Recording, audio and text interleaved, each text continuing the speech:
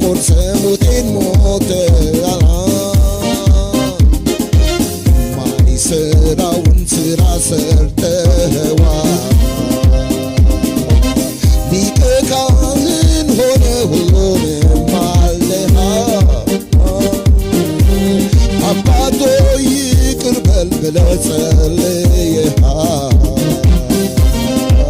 በሕይወት ለመኖር ደግሞም ለመጨመር ሊቀ ካህን ኢየሱስ ሆነልን መሰረት። ካህኔ ነህ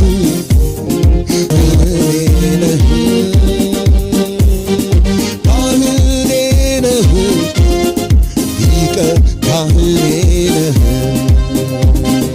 ካህኔ ነህ ካህኔ ነህ ካህኔ ነህ ሊቀ ካህኔ ነህ።